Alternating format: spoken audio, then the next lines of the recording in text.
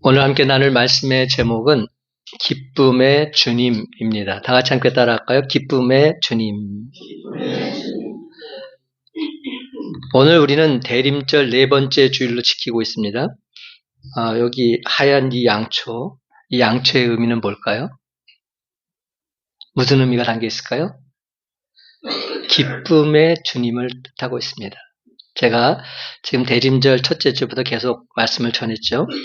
그 순서에 따라 제가 말씀을 전하고 있는 겁니다. 오늘은 기쁨의 주님을 선포하고자 합니다.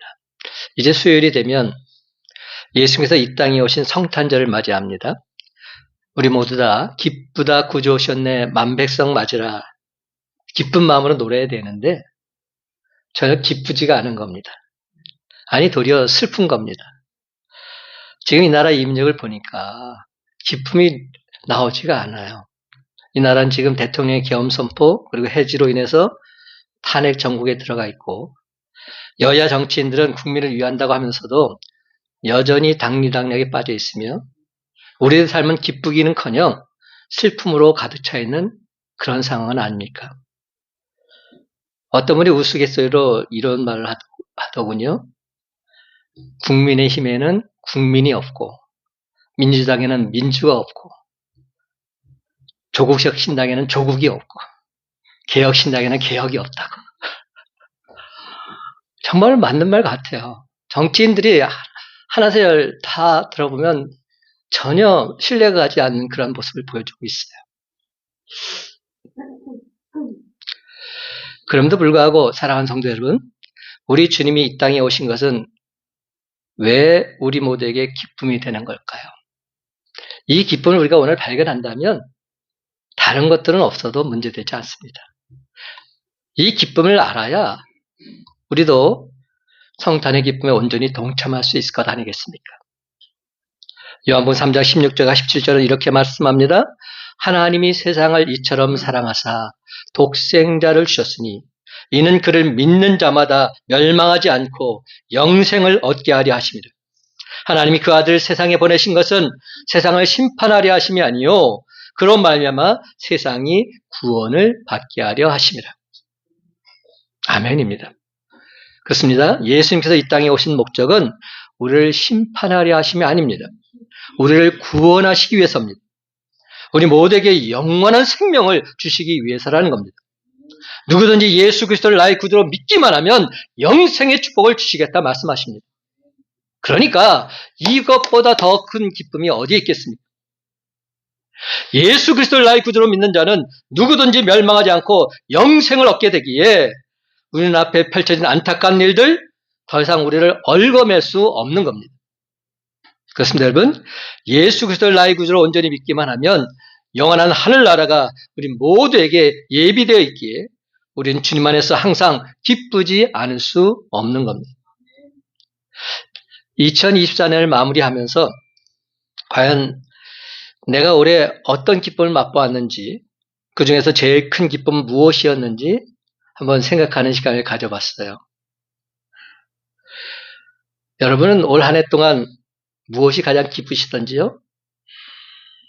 제게 물어봤더니 기쁜 게 하나도 없다고 그러더라고요. 뭐 기쁠 일이 있어야지 기뻐하지. 아무리 머리를 짜고 생각해봐도 기쁜 일이 도무지 없다고. 정말로 이런 삶을 우리가 살고 있어요. 근데 저는 하나 있어요. 제가 가장 기뻤던 순간은 그동안 아기를 갖고자 10년 동안 노력했음에도 갖지 못하다가 힘들게 가졌던 그 아이마저 유산을 하고 더더욱 힘든 시간을 보냈던 우리 딸아이가 있었어요. 그런데 하나님의 전적 은혜로 다시금 아기를 갖게 되었고 지금은 10주차가 되었어요. 제 딸아이가 말하지 말라고 해서 제가 걱정된 가운데서 말하는데 너무 기쁘기 때문에 말하는 거예요. 왜냐하면 지난번에 유산이 됐기 때문에 또 유산이 될까 봐 12주가 넘으면 말하라고. 아빠 절대 말하지 마. 저한테 신신다고 했는데 제가 너무 기쁘게 말하지 않을 수 없는 거예요. 여러분들 기도 많이 해주시고요. 저는 요즘 제 딸아이가 보내준 그 태아의 사진, 동영상을 보면서 얼마나 기쁘고 행복한지 모릅니다.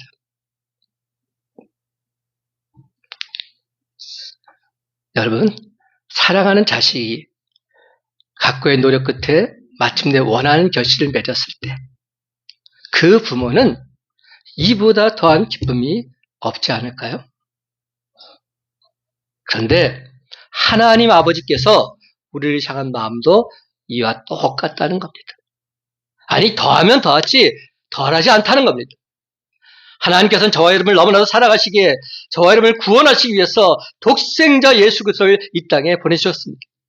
그러므로 사랑하는 성도 여러분, 이보다 더 큰 기쁨의 좋은 소식이 세상에 어디에 있단 말입니까? 예수님께서 이 땅에 오실 당시에 로마 제국은 사상 유례 없는 평화를 누리는 것 같았습니다. 하지만 그곳에는 진짜 평화는 없었습니다. 만약 로마의 통치 아래서 누리는 평화가 진정한 평화였다면 예수님은 그 당시에 이 세상에 오시지 않으셨을 겁니다. 그러나 여러분, 참으로 안타깝게도 가장 평화로워 보였던 그 시대, 그 땅에 정작 참된 평화, 참된 기쁨은 없었던 겁니다.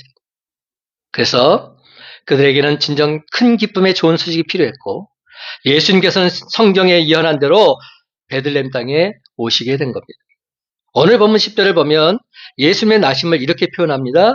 큰 기쁨의 좋은 소식이라고. 큰 기쁨의 좋은 소식, 영어로 이렇게 표현됩니다. Good news of great joy. 여러분, 세상을 살다 보면 기쁜 일이 참 많은 것 같습니다. 하지만 진짜 큰 기쁨, great joy는 없습니다. 세상에는 뉴스거리도 참 많은 것 같습니다. 그러나 진짜 좋은 소식, good news는 없습니다. 장경철 목사님의 기쁨을 유통하는 삶이라는 책에 보면 이런 내용이 있어요. 기쁨은 하나님의 발명품입니다. 기쁨은 죄를 이기게 하고 영혼을 회복시키고 우리 삶을 능력 있게 만드는 하나님의 선물입니다. 하나님이 주시는 이 기쁨은 받을수록 좋습니다. 그것은 늘 새로운 맛과 소리로 우리 영혼을 만족시켜 줍니다. 그러니까 하나님이 우리 안에 두신 그 기쁨을 회복하십시오. 우리 영혼이 살고 우리 가족과 교회가 살게 될 것입니다. 지금 인생을 기쁘게 사십시오. 성탄을 통해 오신 주님은 기쁨을 주러 오셨습니다. 삼위일체 하나님의 선물인 기쁨 중에 오신 주님은 우리가 꼭 누려야 될 기쁨을 세 가지로 말씀하십니다. 첫째, 믿을 수 있는 기쁨입니다. 우리로 믿고 구원할 수 있는 은혜가 담긴 그러한 기쁨을 누려가야 합니다. 두 번째, 성탄의 주님을 통해서 약속된 모든 소망으로 인한 기쁨입니다. 주님이 우리에게 소망을 주지 않았다면 기쁨이라는 말과 전혀 상관이 없을 것입니다. 또한 소망의 큰 기쁨을 누리면서 세 번째, 사랑으로 인한 기쁨을 누려야 할 것입니다. 하나님 사랑의 대상이 되어서 큰 사랑을 누리고 있는 것보다 더 큰 기쁨은 없기 때문이지요.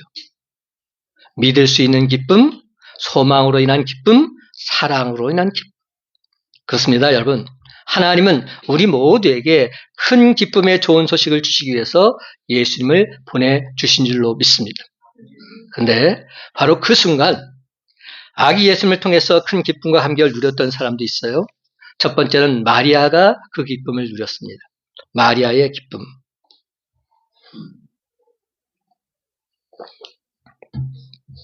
예수님께서 육신을 입고 이 땅에 오실 때 기쁘기도 했지만 가장 고통스러운 사람이 있었습니다. 바로 예수님의 어머니 마리아였어요.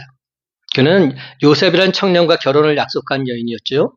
그런데 가브리엘 천사가 전한 소식은 그 처녀 마리아가 감당하기에는 너무나 힘든 말이었습니다.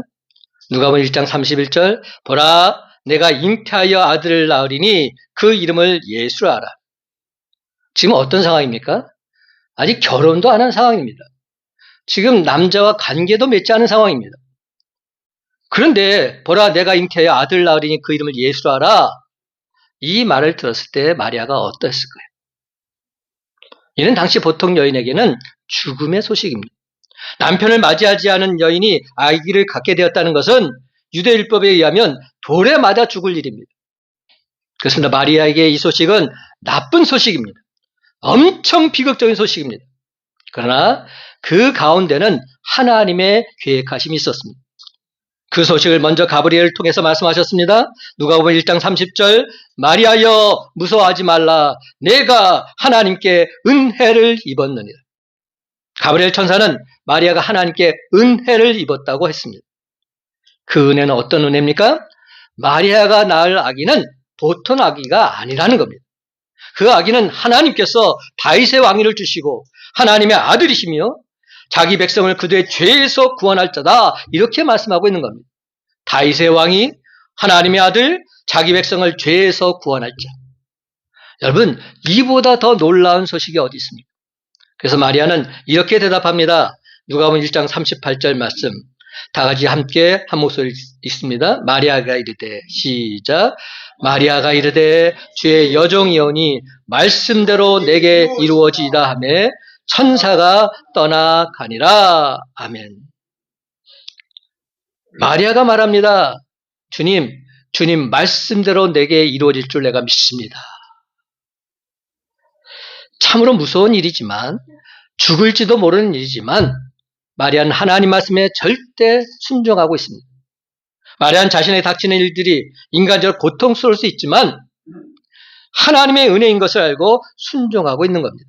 왜냐하면 그녀는 하나님 구원의 역사가 자신을 통해서 시작됨을 깨달아 알았기 때문이죠. 그렇습니다. 여러분 우리 모두의 삶에는 고통스러움이 있습니다. 신앙생활 잘해도 예수 잘 믿어도 하나님 뜻대로 산다고 해도 성경 말씀 그대로 살려고 애쓰고 힘써도 여전히 고통이 있을 수 있습니다. 그러나 하나님의 은혜를 힘입어 사는 여러분이라면 마리아 이 고백처럼 주님 말씀대로 내게 이루어질 줄로 나는 믿습니다. 이렇게 고백하면서 살아가시기 바랍니다. 그런데 여러분 우리는 너무나도 힘들고 어려운 일이 많아서 주님의 선하신 뜻을 헤아리지 못할 때도 많이 있는 것 같아요. 하지만 아무리 힘들고 어려워도 주님이 뜻하신 일을 도무지 헤아리기 힘들다 할지라도 언제나 주님 뜻 안에 내가 있음을 믿습니다. 확신하면서 힘차게 나아가시기 바랍니다. 사랑하는 성도 여러분, 우리도 때로는 넘어질 수 있습니다. 남보다 더 아플 수도 있습니다. 그러나 마리아처럼 나는 주님 말씀을 믿노라 담대히 선언하면서 참된 기쁨을 맛보며 살아가는 저와 여러분의 삶이 다 되시기를 예수님의 이름으로 간절히 축원합니다. 두 번째는 목자들의 기쁨입니다. 목자들이 또한 기쁨을 누리고 있어요. 여러분 베들레헴 근방에 양을 치던 목자들에게 천사들이 나타나서 이렇게 말합니다. 누가복음 2장 10절과 11절 말씀 다 같이 한 목소리 있습니다. 천사가 이르되 시작 천사가 이르되 무서워하지 말라 보라 내가 온 백성에게 미칠 큰 기쁨의 좋은 소식을 너희에게 전하노라. 오늘 다윗의 동네에 너희를 위하여 구주가 나셨으니 곧 그리스도 주시니라. 아멘. 첫 성탄의 메시아 탄생 소식을 가장 먼저 알게 된 사람들은 들에서 양을 치던 목자들이었습니다. 들판에 이름도 없는 사람들입니다. 이는 대단히 충격적인 일입니다. 구세주의 탄생 소식이 왕국에 있는 사람들에게 들리지 않았습니다. 예수님의 나신 소식이 말씀을 연구하던 율법학자들에게 들리지도 않았습니다. 변방에 있던 목자들에게 그야말로 평범한 보통 사람들에게 구세주 탄생의 복된 소식이 먼저 들린 것입니다. 천사는 이렇게 말합니다. 11절 말씀 제가 다시 읽습니다. 오늘 다윗의 동네에 너희를 위하여 구주가 나셨으니 곧 그리스도 주시니라. 여러분 이 말씀에서 오늘이라는 말이 중요합니다. today, 오늘 나셨습니다. 약속의 메시아가 오늘 나셨습니다. 오늘이라고 하는 이 말은 저와 여러분에게도 무척 중요합니다. 왜냐하면 성탄절은 2000여 년 전에 한 아이가 탄생한 것을 기념하는 그런 사건이 아니기 때문이죠. 그래서 성탄절은 과거의 사건을 회상하는 것이 아니라 오늘 내게 해당되는 사건인 줄 믿으시기 바랍니다. 그렇습니다. 여러분 오늘 이 시간 우리는 오늘 나신 예수 그리스도, 오늘 우리의 죄를 대속하시기 위해서 이 땅에 오신 예수 그리스도, 오늘 내게 구조가 되시는 바로 그 주님으로 말미암아 지금 기쁜 마음으로 하나님께 예배드리고 있는 것입니다. 오늘 나신 구주의 소식을 듣고 목자들은 어떻게 행동했습니까? 15절에 보면 이렇게 표현합니다. 목자가 서로 말하되 이제 베들레헴으로 가서 주께서 우리에게 알리신 바 이 이루어진 일을 보자 하고. 목자들은 가자고 했으며 보자고 했습니다. 들판의 목자들은 양치는 사람들입니다. 밤에 들판에서 메시아가 났다고 해서 가자고 했다는 것은 양떼를 끌고 갔거나 아니면 양떼를 다 버려두고 갔다는 것을 의미합니다. 여러분, 목자들에게 있어서 이는 결단코 쉬운 일 아닙니다. 16절에 보면 빨리 가서 마리아와 요셉과 구에 놓인 아기를 찾아서라고 말합니다. 근데 여러분, 간 것도 그냥 가지 않았습니다. 빨리 갔습니다. 가서 대충 보고 오지도 않았습니다. 구주가 어디 계신지 찾아서 보았습니다. 사랑하는 성도 여러분, 우리는 이런 목자들의 행동을 통해서 하나님의 은혜가 어떻게 내리는지, 메시아를 어떻게 만날 수 있는지 분명히 알 수 있습니다. 그렇습니다. 구원의 은혜는 전적으로 하나님께서 우리에게 먼저 주시는 은총, 즉 선행적 은총을 통해서만 가능합니다. 하지만 이는 가만히 있는다고 해서 그 은혜가 주어지는 것 아닙니다. 목자들처럼 들었다면 빨리 가서 예수님을 만나야 합니다. 오늘도 많은 사람들이 예수님에 대한 소식을 들었습니다. 그러나 들었음에도 교회로 오지 않습니다. 들었음에도 예수님을 구주로 영접하지 않습니다. 여러분, 예수님을 만나러 갔던 목자들에게 이루어진 결과가 20절에 나와 있어요. 20절 말씀 제가 읽어보겠습니다. 목자들은 자기들에게 이르던 바와 같이 듣고 본 그 모든 것으로 인하여 하나님께 영광을 돌리고 찬송하며 돌아가니라. 그래서 목자들은 메시아의 소식을 듣고 보았습니다. 그리고 하나님께 영광을 돌리며 찬송했습니다. 오늘 시간 우리는 성탄의 주인공이신 예수님께서 이 땅에 오셨다는 기쁜 소식 다 들어서 알고 있습니다. 우리가 정말로 알고 있다면 저와 여러분 모두 다 예수님을 구주로 영접한 바로 그 기쁨, 그 감격을 가지고 살아가야 마땅하지 않습니까? 구원의 기쁜 소식이 오늘 우리 가운데 전해졌습니다. 하지만 참으로 안타깝게도 우리는 인생의 주인이신 예수님 없는 삶을 살고 있습니다. 그리스도인인데 우리 안에 예수 그리스도가 없는 겁니다. 이는 마치 안고 없는 찐빵요, 오아시스 없는 사막과도 같습니다. 가장 중요한 예수님이 빠져 있습니다. 큰 기쁨의 좋은 소식, 즉 복음에 빠져 있는 겁니다. 그러면 사랑하는 성도 여러분, 예수님 탄생 당시의 들판의 목자들처럼 오늘 이 시간 큰 기쁨의 좋은 소식을 다시금 온전히 듣고서 주님 품 안에서 기쁘게 살아가는 저와 여러분이 다 되시기를 예수님의 이름으로 간절히 축원합니다. 세 번째는 동방박사들이 또 기쁨을 누리고 있습니다. 동방박사들의 기쁨. 예수님 탄생을 목격하고 경배한 사람들이 또 있었던 거죠. 바로 동방박사들이었어요. 그들은 하늘을 바라보면서 천체와 우주를 연구하던 사람들이었습니다. 그러던 중 어느 날 그들은 이상한 큰 빛 하나가 나타나는 것을 발견하게 됩니다. 그래서 그 별을 보고 만왕의 왕이 나실 징조임을 깨달아 알고는 황금과 유향과 모략을 준비해서 그 별을 찾아 나섰던 겁니다. 먼 길을 여행한 끝에 그들이 유대 베들레헴 마구간에 도착했을 때 한 아기가 보자기에 쌓여서 구유에 누워있는 것을 보게 되지요. 구유가 뭡니까? 구유는 짐승의 밥통을 말합니다. 성경 이 장면을 이렇게 기록하고 있어요. 마태복음 2장 10절과 11절 말씀 다 같이 함께 있습니다. 10절, 11절 그들이 별을 보고 시작 그들이 별을 보고 매우 크게 기뻐하더라. 집에 들어가 아기와 그의 어머니 마리아가 함께 있는 것을 보고 엎드려 아기께 경배하고 보배 합을 열어 황금과 유향과 모략을 예물로 드리니라. 아멘. 그렇습니다. 동방박사들의 기쁨은 참 빛을 발견한 것이었습니다. 로마는 평화를 안겨다 준다고 했지만 당시 고대 근동은 아무락이 짝이 없었습니다. 거대한 제국 로마는 세상을 짓밟았고 자신들만을 위한 평화를 누리고 있었던 겁니다. 한마디로 그 세상에서 참된 희망을 찾을 수 없었던 겁니다.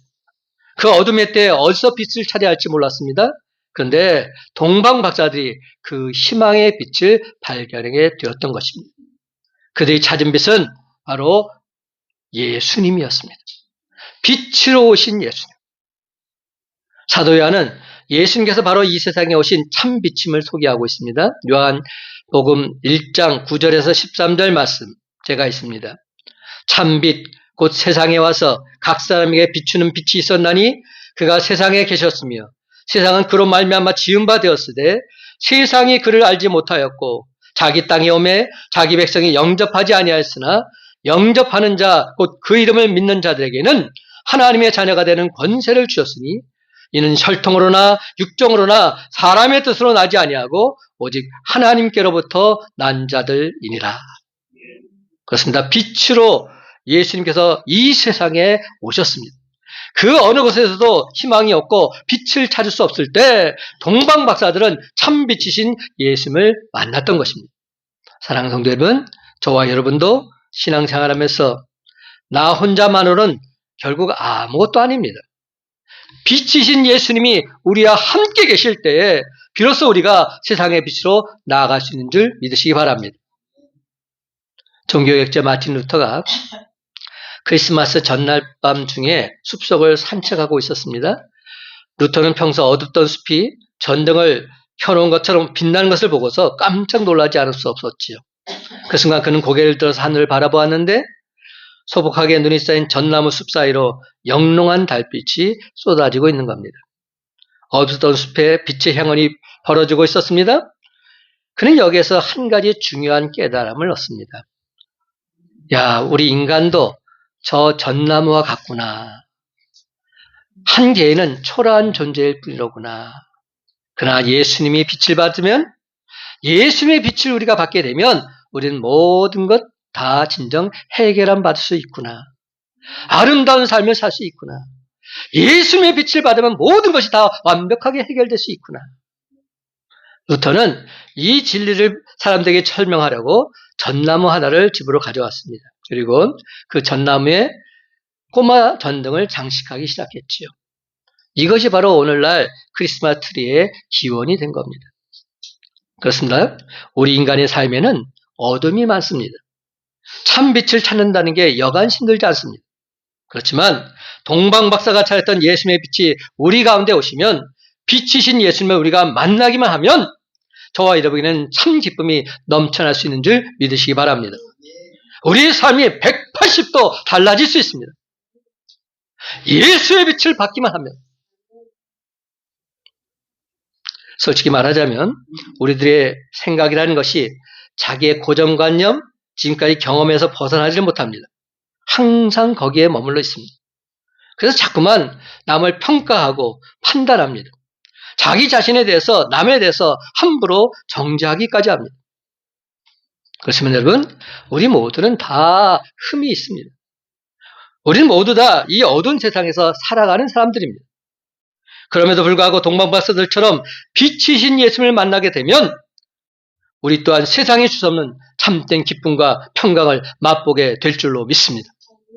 그래서 시편 기자는 메시아를 이렇게 예언합니다. 시편 16편 10절과 11절 말씀.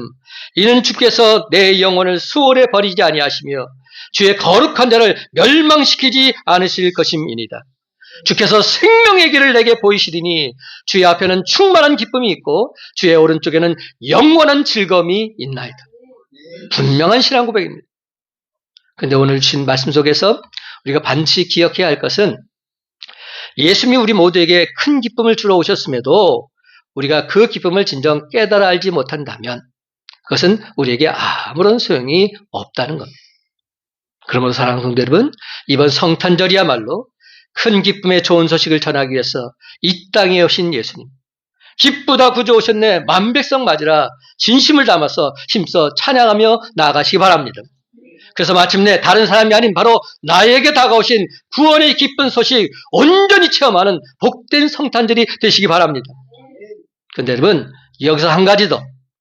이제는 내가 바로 그 주님의 기쁨이 되어야만 합니다.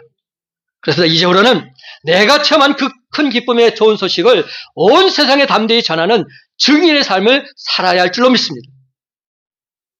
18년 전 제가 큰빛 강수를 개척할 때 하나님께서 저에게 준 말씀 이사야 9장 2절 말씀입니다. 흑암에 행하던 백성이 큰 빛을 보고 사망의 그르진 땅에 거주하던 자에게 빛이 비추어다. 이 말씀 붙잡고 큰빛 강수교회가 세워졌습니다.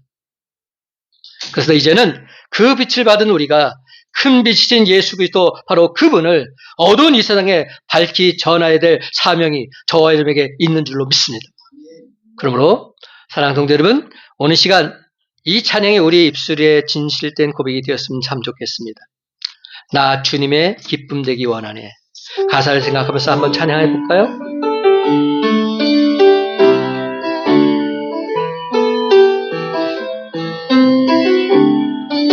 나 주님의 기쁨 되기 원하네. 나 주님의 기쁨 되기 원하네. 내 마음을 새롭게 하소서. 새 무대 되게 하여 주사. 주님의 빛 비추게 하소서. 내가 원하는 한 가지 주님의 기쁨이 되는 곳. 내가 원하는 한 가지 주님의 기쁨이 되는. 내가 원하는 한 가지 주님의 기쁨이 되는 곳. 내가 원하는 한 가지 주님의 기쁨이 되는. 내가 원하는 한 가지 주님의 기쁨이 되는 곳. 내가 원하는 한 가지 주님의 기쁨이 되는 곳.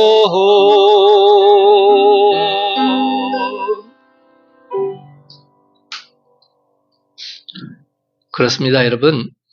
내가 원하는 한 가지 소망은 주님의 기쁨이 되는 것입니다. 성탄의 기쁜 소식을 나도 기꺼이 온 세상에 전하는 것입니다. 마태복음 1장 21절 아들을 낳으리니 이름을 예수로 하라. 이는 그가 자기 백성을 그들의 죄에서 구원할 자이심이라. 마가복음 10장 45절 인자가 온 것은 선경을 받으려 함이 아니라 도리어 섬기려 하고 자기 목숨을 많은 사람의 대성물로 주려 함이니라. 그래서 예수님께서는 이 땅에 한 아기로 출생하셨습니다. 그는 손바닥에 나는 구세주다 이런 문신을 새기고 출생하지 않았습니다. 어떤 문서를 갖고 출생하지도 않았으며 왕관을 쓰고 출생하지도 않으셨습니다. 그러나 이 아기가 우리 인간의 죄를 대속하시기 위해서 이 땅에 오신 구세주라는 사실을 믿는 사람에게는 그 기쁨과 그 감격 이루 말로 다 할 수 없는 것입니다. 그 대표적인 사람들이 바로 아기 예수님께 경배하고 황금과 유향과 모략을 예물로 드린 동방박사들 아닙니까? 유대인의 왕으로 나신 이가 어디 계시냐? 우리가 동방에서 그의 별을 보고 그에게 경배하러 왔노라. 또한 예수님께서 탄생하셨던 그날 밤에 들에서는 목자들이 양떼들을 지키고 있었습니다. 갑자기 주위가 환하게 밝아지더니 주의 사자인 천사들이 그 주위에 서고 주의 영광이 그들을 두루 비추고 있습니다. 이러한 광경에 목자들은 매우 놀랄 나머지 무서워서 벌벌 떨고 있었습니다. 바로 그 순간 천사가 목자들에게 기쁜 소식을 전합니다. 오늘 본문 10절과 11절 말씀. 천사가 이르되 무서워하지 말라. 보라, 내가 온 백성에게 미칠 큰 기쁨의 좋은 소식을 너희에게 전하노라. 오늘 다윗의 동네에 너희를 위하여 구주가 나셨으니 곧 그리스도 주시니라. 바로 그 순간 호련히 나타나 수많은 천군 천사들이 이렇게 하나님을 찬송하고 있습니다. 14절 지극히 높은 곳에서는 하나님께 영광이요 땅에서는 하나님이 기뻐하신 사람들 중에 평화로다. 지극히 높은 곳에서는 하나님께 영광이요 땅에서는 하나님이 기뻐하신 사람들 중에 평화로다. 그렇습니다, 여러분. 모든 것이 힘들고 우울한 바로 이때 참 기쁨을 주시기 위해서 이 땅에 오신 아기 예수님으로 말미암아 모든 나라, 모든 민족, 모든 백성에게 세상에 줄 수 없는 참된 평화가 넘쳐나시길 간절히 소망합니다. 이제 말씀을 맺습니다. 사랑하는 성도 여러분, 우리 모두 다 함께 기쁨의 주님이 이 땅에 오신 성탄의 기쁨이 바로 내 기쁨이 되어서 기쁘다 구주 오셨네 만백성 맞으라 온 세상에 힘차게 노래하시기 바랍니다. 그래서 마침내 이 기쁘고 복된 성탄절에 저와 여러분의 가정과 삶의 터전 위에 우리 주님이 주시는 성탄의 은총과 평강이 차고 넘쳐나게 되시기를 예수님의 이름으로 간절히 축원합니다.